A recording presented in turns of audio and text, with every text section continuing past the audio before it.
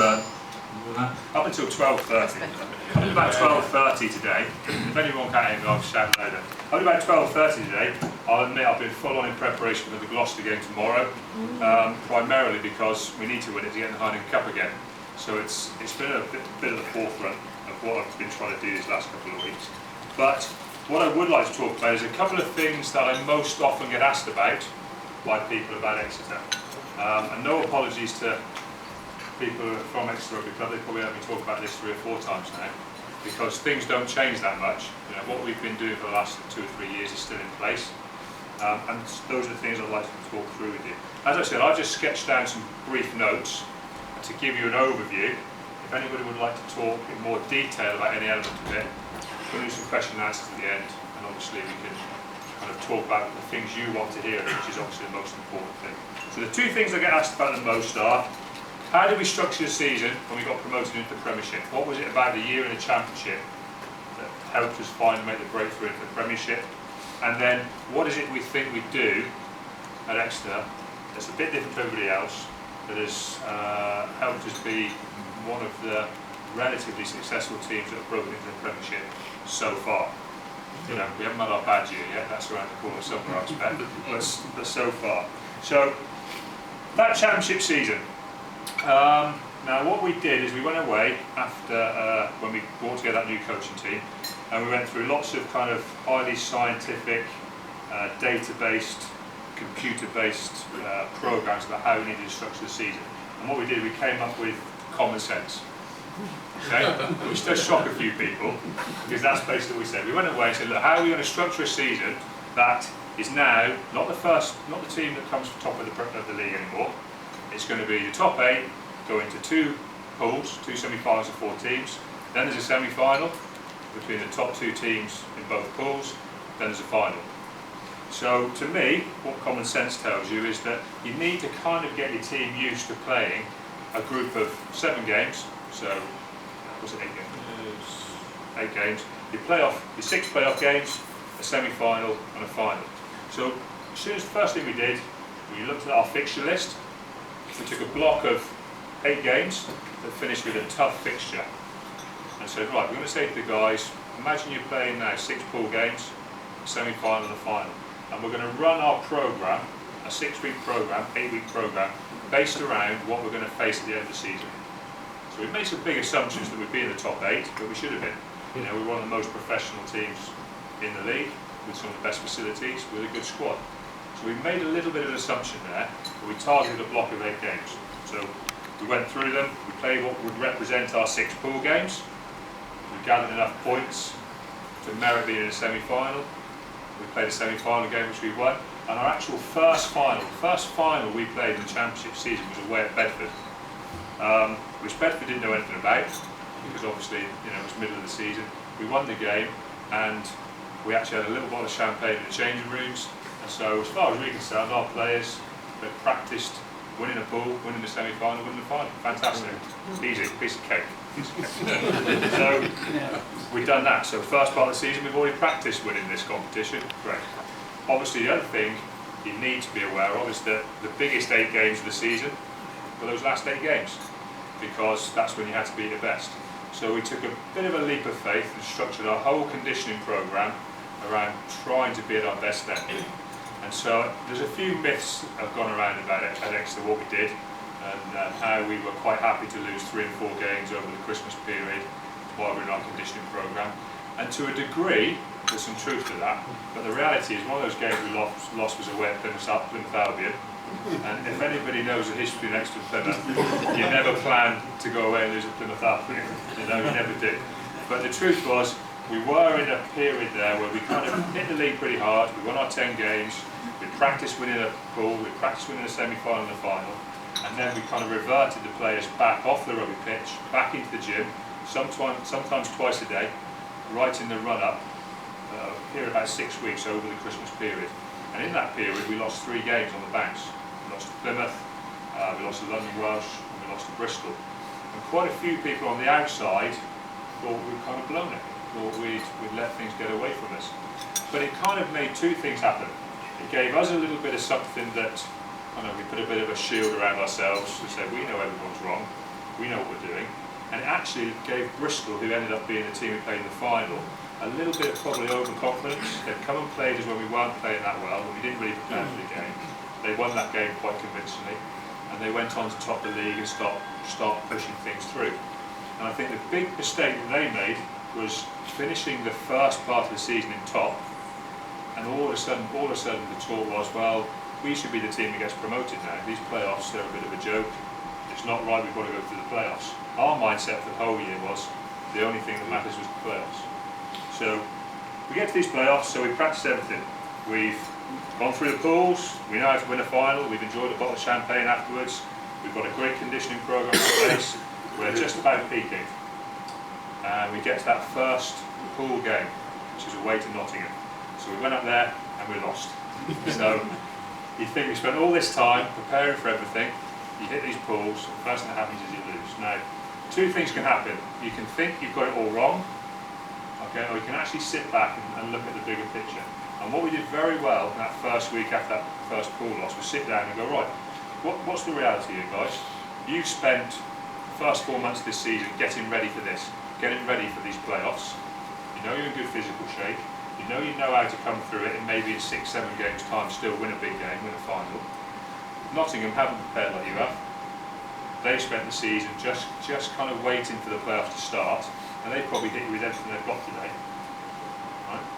Bit of a wake-up call for us, but strangely enough, 3 or 4 games later in the return fixture, we beat Nottingham by about 50 points, because that's what had happened. They'd been waiting for that first game. That was their big game. Big game for them was the first game of the pools. Big game for us was going to be the finals. Okay, so although we lost, and we actually lost another game in the pool game as well, the actual preparation was there in place, we could revert to, and that kind of saw us through those pool stages, saw us to the semi-final, okay, and pushed us into those finals. So again, if you return to that common sense theme, so we've kind of dealt with most things we feel we're going to get hit with. During the season, something changed. They changed the final from being a 1-game playoff, which was due to be at Twickenham, to being home and away. So 1 game at Sandy Park in Exter, 1 game up at the Memorial Ground in Bristol. And what we did, and they also changed it to being 2 evening games. Now we had a 10-day run-in to the first leg of the final, post the semi-final. And obviously they've both been shifted to 7:30 kickoffs. So we turn up for training on Monday after the semi-final, 7 o'clock training. To me, most obvious thing to do. You've got 10 days to shift your entire team. Don't forget, these are full-time rugby professionals who are used to getting up normally at 7 o'clock, being in at the gym for 8:30, doing their gym in the morning, doing their rugby around lunchtime, because that's kind of what they'll run into on a Saturday. So for us, the natural thing to do was to shift our training back to when we'd be playing. So we had 10-day running, then we had 7 days between the 2 legs. So we trained in front of floodlights, which both games we played in. All our players were eating, sleeping at the kind of right time so they would be through the week. And interestingly enough, within a couple of days of us starting our shift of training times, we found out that Bristol won. They just carried on with their regular training times. So from a preparation of your team point of view, you can see the kind of weaponry that gives you. We're sitting there looking, well, we're doing everything. You're going to be absolutely perfect for this final. Bristol aren't too much worried about it. They think they're going to beat you anyway. And that can give you quite a lot of kind of mental armouring. The other thing that probably happened in those finals, and it's a little bit kind of difficult to kind of put your finger on, is sometimes it can just be your time, and it really can be. And I think what we developed through that season was a bit of a feeling that, a bit of momentum at the start of the season, we had a lot of good wins, a bit of a feeling that winning 8 games on the bounce isn't all that tough, and you can do it, and you can come through it. And then a few things that happened in the, as I say, in the build-up to those finals, where it was obviously important to us, it was obviously important to the club, we put a lot of time into the preparation of the team. Sometimes, you know, special things can happen. And I'm not going to say that we won the 2 finals based on great planning of the season, because they were 2 pretty emotionally charged nights where 15 players got a lot of things right. But in the background, they were ready to win games of rugby. They were in good physical condition, and they've been in that kind of environment before. So that was very much the overview, in very basic terms, of how we planned our Premiership kind of promotion season.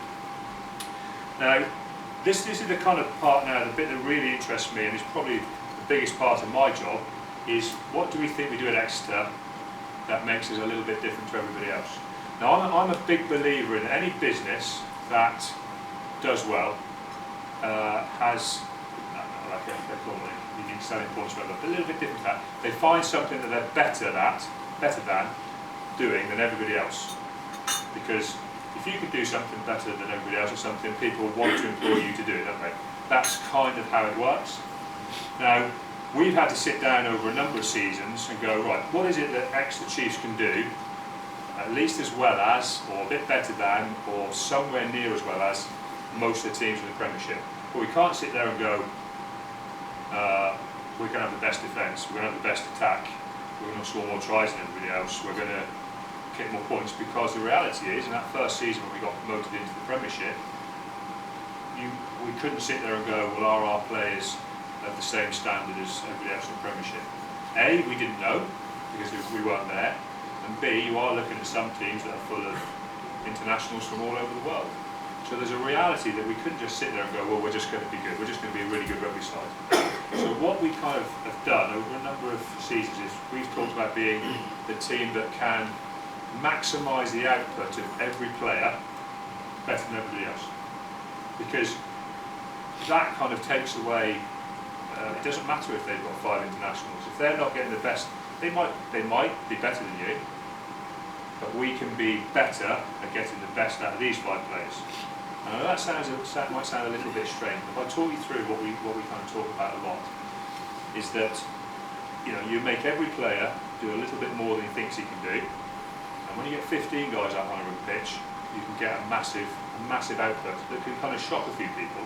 And I think that's what we've managed to do over a few years. So how do you do that? How can you make that happen? Well, again, I'm a, like I say, big common sense type of guy about it. So obviously they need to be fit and strong.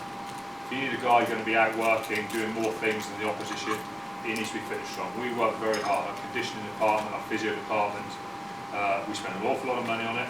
We have some very good manpower in there, and it's very important. I'm a kind of a bit of a believer in that, if you've got Ferraris, which is what you want your players to be, you have to keep them pretty regularly serviced. And I think that's part of what we do very well. The players individually need to believe they can do a bit more than they probably think they can do. Okay? They need to understand what it is they can do a little bit more of, which they might not realise, and they need to want to do it. Because if they don't want to do it, there's no point in even talking to them about it. So how do we make that happen? Well, I could talk about it for hours. There's lots of things you can do, but I'll give you an example of each half of it. So to make them realise they can do a bit more than they think they can, one thing we've done at the start of one pre-season was challenge the players in fitness drills to say, this is absolute maximum fitness drill. We expect you to be out on your feet by the end of this 5-minute drill. Don't really care what time you finish it in, but you have to have given everything you've got. And you let them run it, bang. First thing that will happen is they'll get to the end, and just to show you that they've given everything they've got, they'll fall on the floor. That's human nature, they'll fall on the floor. And then you tell them to get off the floor, and they'll stand there, oh, coach, oh. And you tell them to stand up, and they stand up, because they want to do what the coaches say, because they want to get in the team. And they stand up. And then you say walk around, so they walk around a bit. And you don't say anything more to them, and then a couple of days later you're on another maximal coaching drill, and they fall over, you tell them to get up, they get up, tell them to stand up, they walk around. And you keep pushing it, and eventually after a while, you don't let them fall to the ground, so if you can't get up stand up straight. And then 2 or 3 weeks later, after running these kind of maximum fitness drills, you get them in a meeting, you say, right, guys, have you noticed we keep telling you to stand up straight? Yeah. Why do you think? 100% of the time, the player will go, oh, it's coach, it's so that the opposition don't think we're tired. Kind of a stock answer, so we look strong. And it's nothing to do with that. It's nothing to do with what the opposition think about you. It's what you think about yourself. If you can run a maximum drill, absolutely to the absolute maximum you think you can, but when you finish it, you don't fall over on the floor, you stand up and take 1 step, what does it show you? You can do something more. You've got something else inside you. If you take 2 steps, you've got 2 steps inside you, take 3, and so you kind of focus them into realising that it doesn't really matter how flat out you think you're going. In reality, your brain shuts down, your body shuts down, mentally you shut down. You can always stand up and take another step. And that's just one way of kind of mentally getting somebody to realise that you don't need to put your hands on your knees, you don't need to fall over, you can get up and you can do something else, you can get off the floor. And getting off the floor and getting on with things is a big part of what we do at Exter kind of rugby-wise. So that kind of ties in very neatly with letting them realise what are the extra things they can do. Because most people wouldn't realise unless you point it out. You don't realise probably how long you spend on the floor after you make a tackle, unless someone points it out to you. So the key to that for us is massively we do massively in-depth, detailed analysis of games and training. Those of you aware of kind of how you kind of analyse games now will be very aware that you can run film through laptops. We use a system called Sports Code. And basically what it means is you can watch the game through, we normally watch it through 4 angles at Sandy Park. We've got 4 cameras, 4 different angles, and it basically means you can see everything every player does for every second of the game. And we will literally sit there as a coaching staff. We've got on this computer screen there'll be a row of buttons with every player's name. There'll be another set of buttons with every single thing they do. And as you see a player do something, you push a button, and then as he does something else, you push it again. And it's incredibly, it's the kind of key to having power over your team. Because you imagine the head coach, that guy who walks in Monday morning and he picks up his laptop, and on it he clicks his name, and up next to his name says, oh, it could be anybody, Joe Bloggs.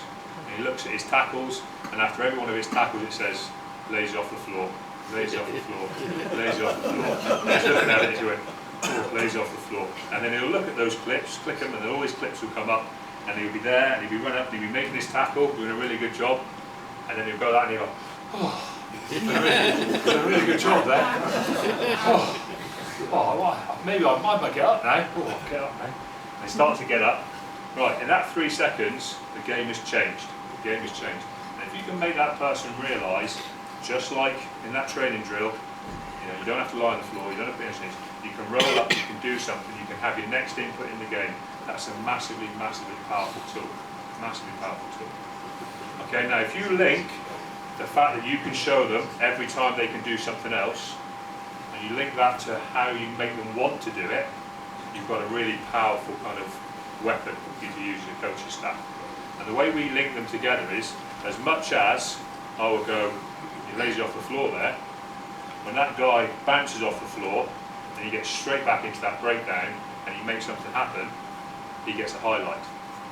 So he comes in, he looks at that list, and he might see 2 or 3 lazy off the floor, that's not very good. And then he sees 5 or 6 things where the coach has gone, great work, highlight. From a playing perspective, that's what players want to see. They want to go in there and they want to see the list of 15 names of everyone they played with that week, and they want to have the most highlights. And we talk a lot about hunting highlights.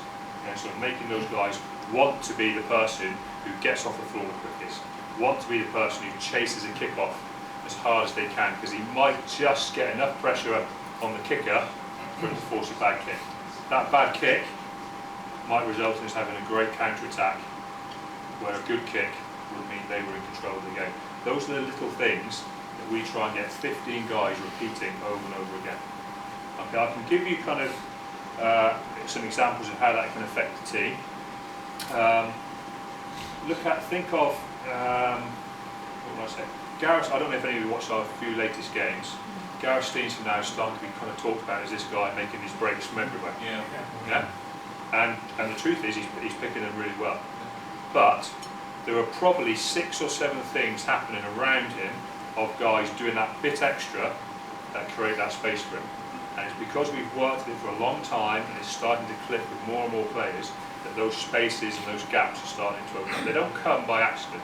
You don't suddenly find a hole as wide as this table nearly in Wasps' defence because nobody's doing anything. And there are a few things that make it happen.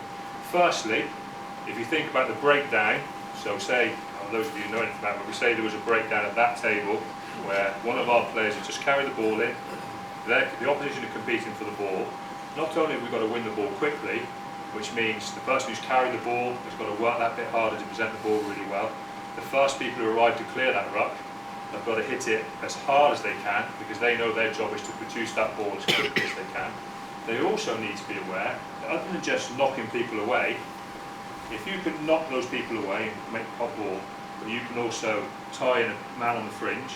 So if I can pull these 3 guys in as defenders, so I knock them off the ball, they can't get the ball, but I can hold on to them, they can't then shift out to be a defender. So all of a sudden you start to congest their defence. You've got a scrum half arriving for a quick ball because people have done their job flat out. He plays it quickly. Gareth gets the ball there. Now, as well as him getting the ball and the guys who've completed this ruck tied in some watch defenders, you've also got a winger running a hard inside line, a guy who's got off the floor, runs a hard inside line on Gareth's inside shoulder. You've got 3 or 4 guys outside out running as hard as they can, and you've got a watch defence looking up going, we need to get those guys out of that ruck, but they're being held in. He's got an inside option, and he's got 3 guys flying as fast as they can as outside, and they can't defend everything. And they all rely on somebody just doing that bit more than just running through and doing his job. And that's kind of one example. Counter-attack now, Luke Arscott for us is having fantastic counter-attacks for us. It all relies on 3 or 4 elements of people doing a bit more than just doing their job, which is just making tackles or just taking kicks. He needs to be receiving the ball around about the halfway line to be a really effective counter-attacking fullback. To make that happen, you kind of have to force the opposition to put in a relatively poor kick. And the only way to do that is to kick the ball deep into their half, and somebody, or 3 or 4 people, putting pressure on that guy kicking. And you only do that with hard work. That is somebody sprinting to get as near to that kicker as he can, for no other reason, no glory. He's not going to get any glory. He's unlikely to make a tackle. He's unlikely to score the try. He forces a bad kick. Luke Arscott makes a massive break and gets voted man of the match. He's not getting any glory for it, but he gets a highlight for Exter. Right? And that's what makes guys want to do things. Okay? That's kind of pretty much it for me as regards how we can kind of use common sense to structure a season and make things kind of obvious as to what we want to achieve with players, and what we think we do a little bit different. Exter just has got a group of players doing, and I'm not going to say doing a little bit more than they can, but he's got a group of players probably doing what they can do and letting it all out, right? And letting them be the best players they can be, because that's the kind of key. You try and get the best group of players you can together, and we spend a lot of time on recruitment, a lot of time trying to develop our squad. And once you get them together, you've got to give them every opportunity to be the best players they can be. Okay? And that's pretty much, in a nutshell, what I think we've managed to do for a couple of years. So, it's doing okay. So that's me.